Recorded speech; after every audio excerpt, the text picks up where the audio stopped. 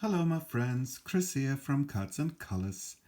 Today we will be looking at the beautiful Alexander Daniloff Tarot, which was created, the artwork, in 2012.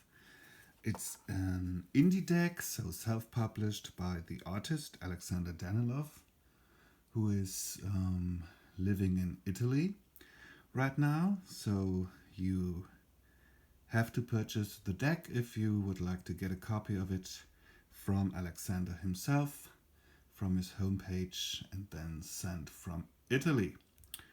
I have to say it was a nice contact with Alexander via email, and the package arrived in about a week from Italy to Germany. Overseas, it will take longer, of course, and maybe shipping will be a bit pricier, but I think this deck is totally worth it. So first of all, you get an art card, of course, and a blank card, and then it's a traditional 78 card deck. The package is quite nice.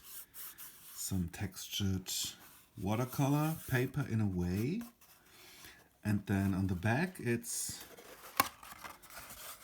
like a letter. Beautiful. I like that. Here with a seal with two dragons. Quite magical in a way. And it's the same depiction as we see on the back of the cards here. So it's reversible. Death and an angel on both sides. And then you get, there's a bit of glare here, sorry. You get a 6-pointed star with a Roman 4 in the middle, because this here is the 4th edition, which is the one currently available. So, as these cards are packed with symbols and stuff, I think this will be a 2 or maybe even a 3-part walkthrough and review. First I will concentrate on the majors here in this first video, and then in the second video the minors and chords, or maybe a second video featuring the minors, and then even a third video featuring all the chords. The style of this deck is in a way a mixture of medieval art, Renaissance art, iconography. Alexander Daniloff is from Russia, I think. In a way, mystical style with a lot of symbols, as mentioned before, but also little hints towards tarot tradition, from the Visconti to Rider-Waite to Marseille, everything packed in these beautiful cards, and also some, ironic hints at politics and whatnot. This is quite a thing here. So, the titles in this deck are in Italian, but, at first I have to say maybe that I'm not sure if this is a beginner's deck. I guess it is more of a deck for collectors, definitely a collector's deck, and for people who enjoy historical decks, this is quite a gem here, as it is in a way a modern rendition of historical tarot history in a way. As always, if you feel drawn to this deck, to the artwork, and this is your very first deck, it's okay, just go with it. So let's start with the Fool. Almost 4 minutes in. Stop rambling.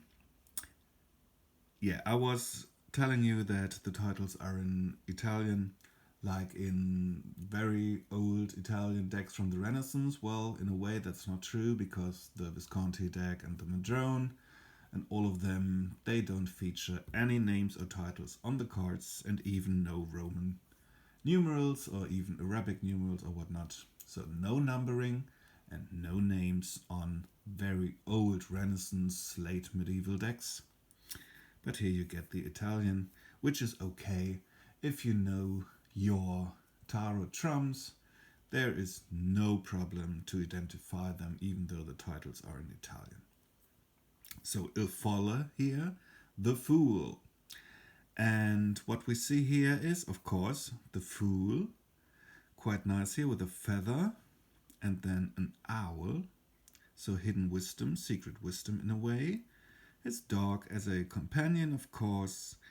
And here you get the, well, in a way, damaged socks. So this is a nod to the Visconti deck and even the Montaigne. Someone being left out of the city with deranged clothes and destroyed clothes and so on. But he's also a jester here with bells. So in a way, this fool combines different styles of fools throughout the ages. And it's quite funny that his walking stick here is in a way a sort of bridge upon a cliff between two mountains, two cliffs here. So precarious situation. So it again combines the modern Rider-Waite depiction of this card here, the Fool, running towards a cliff, unaware of the danger maybe. And also here we get the jester, the traditional jester, with a walking stick. So this is quite clever and neat, and the whole deck is like that. There are a lot of hints to, as mentioned before, the different tarot traditions, the different ways tarot trumps and tarot cards were depicted throughout the ages. And Alexander Daniloff combined all of these different traditions and established symbols and allegories into one, which is, well, it's in a way, I have to say it, this deck is, well, a masterpiece. A masterpiece. I'm not sure if this is, well, the best deck for readings. This depends on your personal preference and your style of reading, of course. But just as a piece of art and a piece of tarot history and a piece of, well, combining different symbols that are important throughout the development of tarot through the ages, this here is a culmination point. So instead of the sack here, we get the sun and the moon and then even the stars here in the upper corner. But we also get the rose, a white and red rose, and even a skull.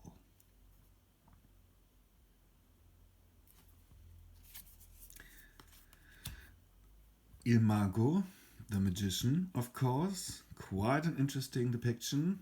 We get more of the juggler here from the Marseille and the Visconti with his table and then cups and different things here on the table, but also the traditional weapons or emblems of the four elements that we are used to from more modern magicians. The wand here with oak leaves in one hand, the sword on the table, a cup, and, well, not really discs. There's a teeny tiny coin here maybe, and then you get the globe or sphere here representing maybe the discs or coins or pentacles, the element of earth.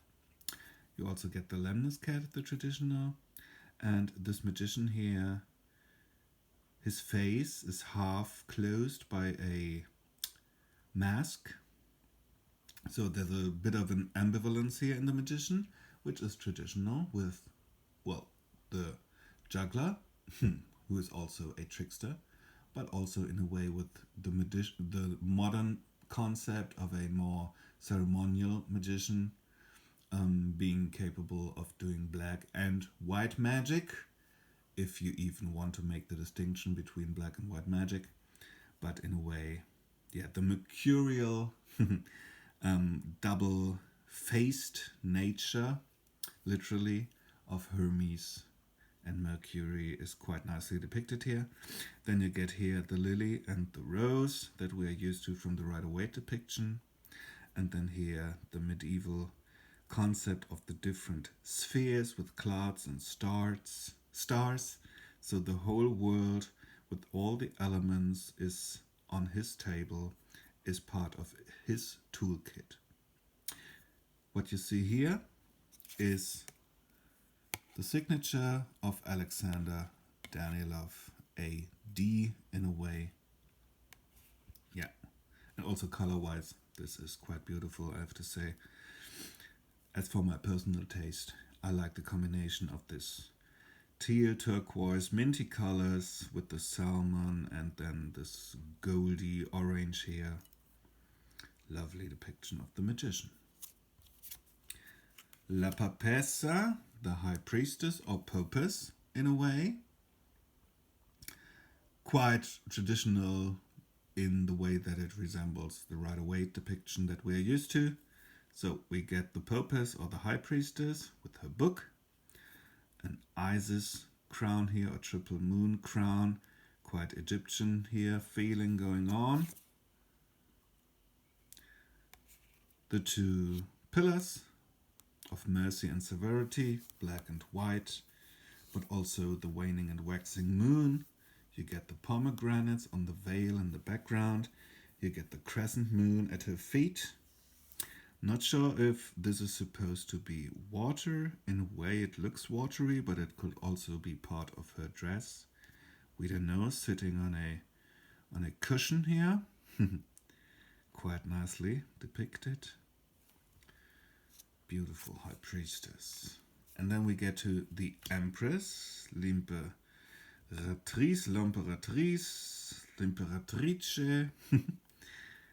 with two trees here, a scepter, the shield with the symbol of Venus that we're used to from the Rider-Waite tradition, but then also here you get some wheat going on.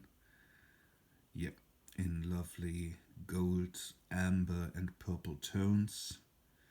So in a way, this again is a nice combination of the more traditional Empress being a queen, a sovereign on her throne, but also the Mother Earth, Mother Nature associations you get in the more modern decks with the wheat and nature going on here. The Emperor, quite Rider-Waite smithy, I have to say. All in red here, looking directly at you, so not looking to the left, and no crossed legs, like in the Marseille tradition, with a sword, and there in the sword you get the Ankh, and then the globe, and here you get the head of the rams, symbolizing Aries, the first sign of the zodiac that is associated with the Emperor in the Golden Dawn tradition of the Hermetic Kabbalah. Speaking of zodiac signs, here in Il Papa, the Pope, Hierophant or High Priest, we get Taurus, the bull's heads on top of the two pillars, the triple cross staff, the triple papal crown, the sign of benediction here. We don't see the two supplicants from the Marseille tradition, but we see the crossed keys, the keys to heaven and earth, or the mundane world and the celestial or divine world, the coming together of above and below.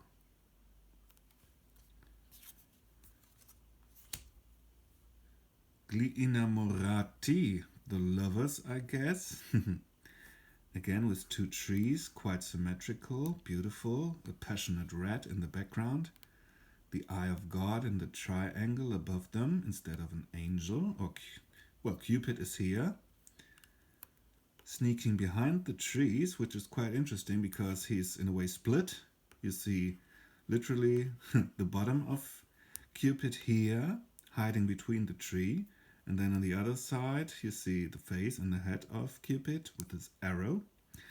Here you get the lovers, maybe Adam and Eve, because we have a certain serpent here going around them, which makes the whole composition of this pair with with the serpent like a caduceus, a Hermes staff with the entwined serpents, or the Kundalini energy, or maybe even a double helix in a way, the combination of different genetics in the act of creation.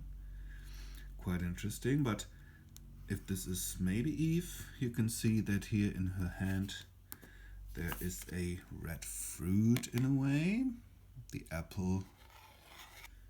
Yeah, the story of the Garden of Eden, of course.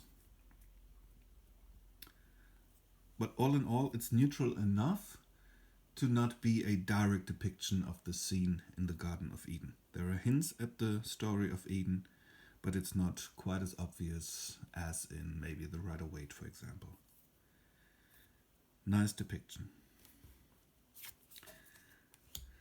Icaro, the Chariot, is a very interesting card here. You get the sun and the moon here holding the curtain above the charioteer.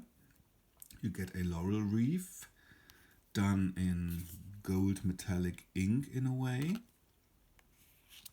You get the crab of Cancer here on his breastplate. The chariot is drawn not by two sphinxes and not by two horses, but by a black griffin and a white winged Pegasus unicorn, which is quite nice, I think. So one being more an earthly kind of animal, one being, well, a bird kind of animal, bird and lion, and then a horse with wings, combining in a way the different parts of nature, of the animal kingdom into one. What is interesting here, and I have to be honest, I don't quite have an explanation for that. He's missing his arms, but then there is the hand holding the staff, the scepter. I'm not sure about that. The back of the head is missing too, so it's more like a statue here. And then there's, in a way, a nothingness behind this charioteer. So no city in the background, just plain creamy colored background.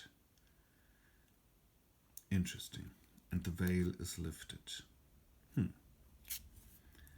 Strength is 8 here, so following the Rider-Waite-Smith tradition, which is interesting because this whole deck is so medieval and Renaissance art and stuff, but it follows the Rider-Waite tradition with the lady and the lion with a little pouch here featuring the signature of Alexander Daniloff.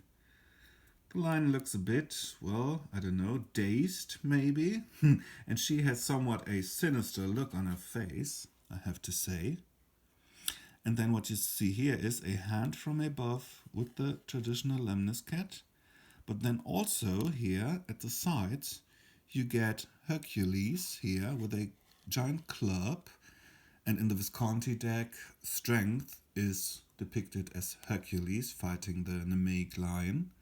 And here you get a dragon or serpent kind of thingy. And serpent is associated with the Hebrew letter Teth, which is associated with the trump of strength in the Golden Dawn tradition, and also the astrological sign of Leo, of course. All in very sunny yellow golden colors. A lovely hermit here, meditating, contemplating a book with his lantern here as part of the headdress. Quite nice. And he's on an island, I guess, on a lonely island. And I think there are some depictions of hermits on islands or rocks in the sea. I'm not sure about historical decks, I can't name them, but in the, what's it called? Scapini, the Scapini medieval deck, there's a hermit on a rock or mountain or island. And then you get here the hourglass, the traditional hourglass you see in the older decks, where the hermit is depicting Father Time, Kronos in a way. And I might be wrong about that, but as we already saw the bull's head and the ram's head in the Emperor and the Pope, here we see a lady, so maybe this hints at Virgo being the zodiac sign associated with the hermit. The lovely Wheel of Fortune here. So Lady Fortuna, the personification of fate in the middle, of course. And then in the central circle you get the 4 elements. Fire in red, earth in a brownish yellow, blue water and white clouds. You get the 12 signs of the zodiac. You get a cornucopia here with money falling out around the wheel. You get a divine head with wings here on top, so no sphinx. I'm not sure, maybe if this is supposed to be Zeus or Jupiter, which is the astrological association of the Wheel of Fortune. You get the 2 traditional masks of antique drama and comedy, which is quite nice. So life is a up and down, of course, a mixture of the stars and the elements, of higher forces and fate. And, well, life is a circle of tragedies and comedies, in a way. And then here, Lady Fortuna is standing on a sea creature, sea serpent in the water. I think this has to do with the Marseille tradition, where the wheel is mostly depicted as standing on a river, maybe symbolizing the passing of time.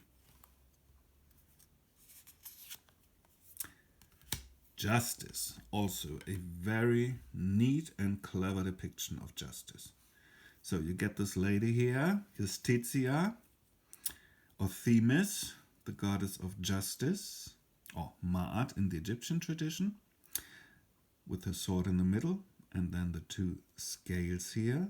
But you also get 2 angels, a black angel with a sword, maybe an angel of punishment, and then a somewhat golden angel, maybe an angel of peace or mercy. And this seems to be reflected in the 2 people here to the feet of justice, so this one being burdened down by the scales, and this angel of punishment in a way. And this one is looking up, being uplifted by the angel of mercy. And justice sits literally in between.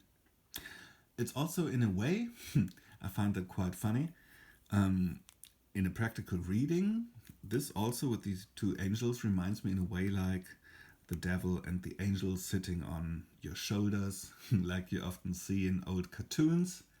So, how do you judge yourself in a way, and also the inner judgment, the inner critic that is going on all the time inside of our heads. Don't do this is bad, this is good, this is right, this is wrong, and so on, and finding the balance in between those different noises inside of our heads. L'impiccato, I don't speak Italian, I'm not sure, but it's the hanged man, of course. Hanging from 2 trees, so not a tree in the middle like a T-cross that we see in the Rider-Waite, more the traditional depiction of 2 trees here, bent together, which is nice. Here you get the sack of coins or money, so he is the traditional medieval or Renaissance traitor. A hand from above, so in a way it's a higher force that is at work here. Or maybe this hand is trying to break the knot. I'm not sure, we can't be sure. And what you see here is, you see that in a lot of cards, and I don't have an explanation honestly why Alexander chooses to depict some of the cards like this, but you get here these thingies And the whole posture of this hanged man in combination with these round thingies at the knees and the elbows and the shoulders, this looks like a paper puppet. Like a cardboard or paper puppet with movable legs and arms. So folded into itself. I'm not sure, as mentioned before, why Alexander does that. Maybe it's supposed to demonstrate, I don't know, that this is not really a living being, but more of a, I don't know, an idea of a person than a real person. I'm not sure, but it works. 13. Death. La Morte. So we get death here, quite a creepy face with the black feather and the black wings, and then here a rat, maybe a hint at the pest, the Black Death, and then here some sort of a harp or lyre or instrument with a scorpion's tail and an hourglass, and the scorpion, of course, is the astrological association of death. I'm not sure if this here is supposed to be, come on, focus, a snake or serpent? Not sure about that. Or maybe the tail of death. And then you see here the boat from the river Styx into the underworld, and people dying or dead people, a mother with a child, a king and a pope. So death comes to us all. No one is safe from death. Yeah. A very, very beautiful, center it again.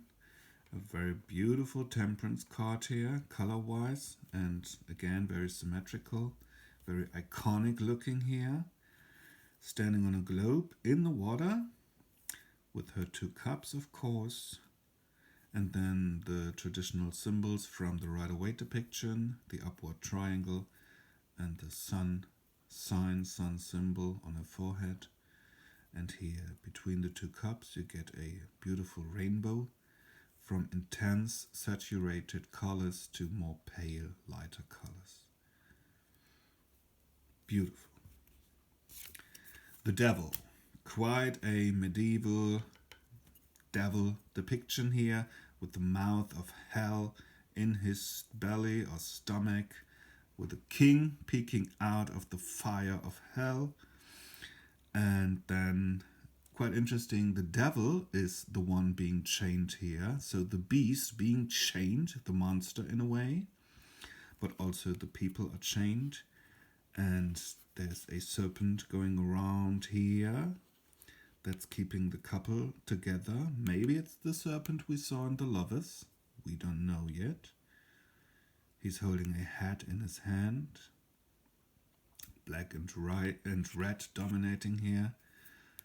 The downward pointing pentagram, of course, of the devil and the bat wings and claws, and in a way chicken or bird's feet.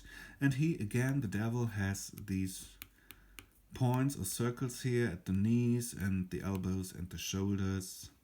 So maybe again a hint at the fact that the devil is just, well, a puppet in a way. He is not real. He is just something we ourselves make up in our minds. A beautiful depiction of the tower, as far as the destruction of the tower can be depicted beautifully. But we get the medieval concept of the different spheres here with the clouds, and then a divine hand here pointing at the tower, and then lightning, I guess, and fire, of course, the destruction taking place, and someone falling out of the tower, losing his crown, losing his scepter. Yep. La Tour. Very interesting medieval or Renaissance art looking star with a pointy head here, like a wizardess or a witch a traditional, but the pointy hat is connected to a star. So she's directly a vessel for celestial energy. Again, here you get the medieval concept or the Renaissance concept of the different spheres going on, with a lovely tree, maybe a tree of life in the background, and the bird, and then two vessels here, one golden, one, well, white, but I guess symbolizing silver, sun and moon, day and night in a way, and then pouring out the water onto the land. A gorgeous, gorgeous moon card. I've seen this moon card in a lot of Instagram posts and stuff. Many people love this moon because it feels so magical, mystical, medieval, like maybe an illustration from an old grimoire or magical book. Again, with the different spheres here, the moon, but then also the light of the moon coming down. And there you get the different phases of the moon affecting here the crab, the crayfish.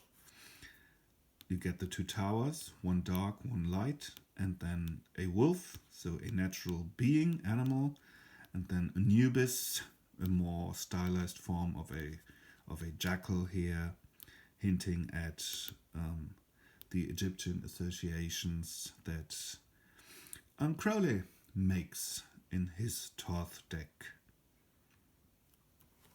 Great depiction. The sun.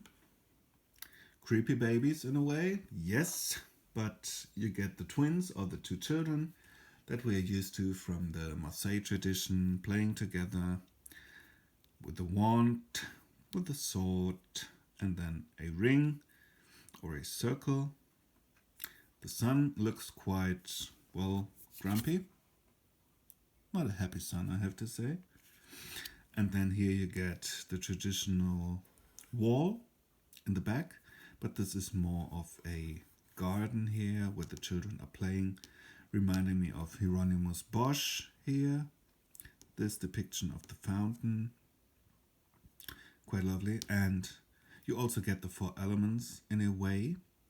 You get the sword of air, you get the wand of fire, you get the circle here maybe representing earth, or even the wall here could represent the security of earth. And then this fountain here with the water is, well, water. The angel of judgment. To me personally, this seems to be Archangel Michael, because of the red clothing here and the fiery red sword.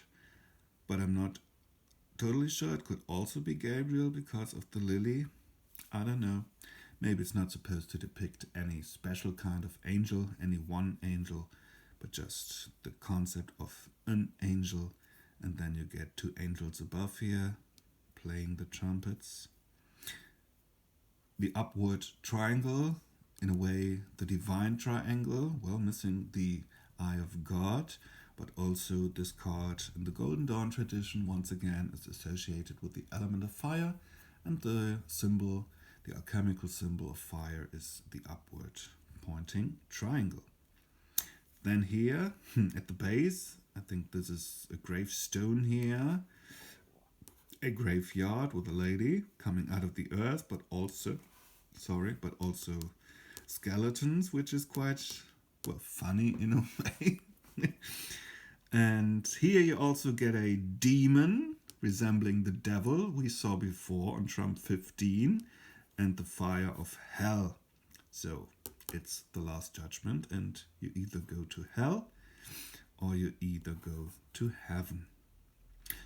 And again, I just noticed this now.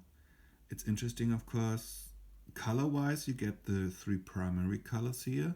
The golden yellow on top, the fiery red of hell, and then a light cool blue of the sky here, and which are reflected in the angel, in the halo, of course, here in the red dress and in the blue dress.